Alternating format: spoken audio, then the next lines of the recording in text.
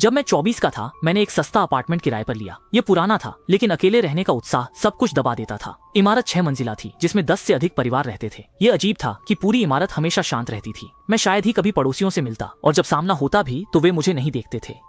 जैसे देखा ही नहीं वैसे ही चलते गए। उस ठंडेपन की भावना हमेशा मेरे दिल को विचलित कर देती थी।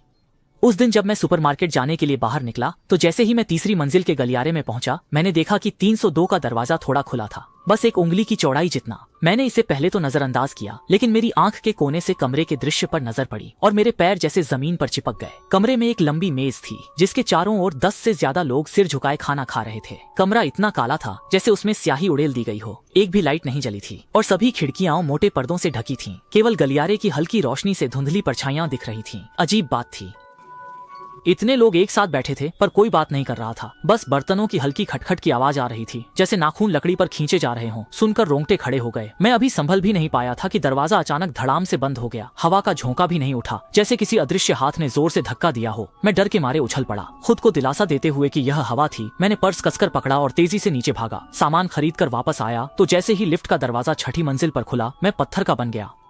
लिफ्ट के बाहर कई लोग खड़े थे, वही जिन्हें मैंने 302 के दरवाजे की दरार से देखा था। उनके चेहरे उंगलियों जैसे सफेद और भावहीन थे। सिर्फ उनकी आंखों में डरावनी चमक थी और वे बिना हिले मुझे घूर रहे थे। पूरे गलियारे में मेरी धड़कन सुनाई दे रही थी। भीड़ में से अचानक कोई थोड़ा आगे बढ़ा।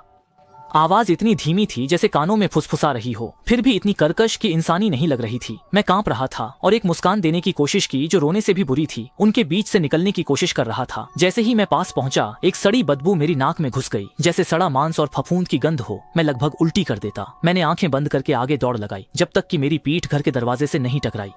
तभी मैंने पीछे मुड़ने की हिम्मत की। लिफ्ट का दरवाजा बंद हो चुका था और वे लोग गायब थे। 3 दिन बाद जब मैं काम से घर लौटा तो नीचे पहुंचते ही चौंक गया। कई पुलिस की गाड़ियां इमारत के सामने खड़ी थीं। पुलिसकर्मी 302 के दरवाजे के पास खड़े थे और चेतावनी रेखा खींची थी। एक वर्दीधारी पुलिसकर्मी ने मुझे रोका और गंभीरता से बताया कि इस किराएदार ने कुछ हफ्तों का किराया नहीं चुकाया था। प्रॉपर्टी मैनेजर ने दरवाजा खटखटाया, कोई जवाब नहीं आया। अंदर से बदबू आ रही थी। दरवाजा तोड़ने पर पुलिस ने देखा कि 302 के दरवाजे पर दर्जनों जूते थे जो किसी एक के नहीं हो सकते थे। कमरे में कपड़े बिखरे थे, शर्ट, जैकेट और पैंट फर्श पर ऐसे पड़े थे जैसे पहनने वाला अचानक गायब हो गया हो। उस लंबी मेज पर खाना सड़ चुका था, प्लेटों पर हरी फफूंदी थी, लेकिन कमरे में कोई नहीं था। सबसे अजीब बात यह थी कि पुलिस वाले ने दरवाजे के अंदर इशारा किया और मैंने देखा कि दीवार पर लाल पेंट से लिखा था, आपके निमंत्रण के लिए धन्यवाद। वह किराएदार अब तक नहीं मिला है। मुझे उसका नाम और चेहरा नहीं पता। पुलिस भी मदद नहीं कर सकती। अब मैं वहां से बहुत पहले ही जा चुका हूँ, लेकिन जब भी उस अंधकारमय घर और उन भयावह चेहरों की याद आती है तो मैं कांप उठता हूँ। उस दिन मैंने एक झलक में आखिर क्या देखा था, इंसान या कुछ और दीवार पर लिखे शब्द किसके लिए थे?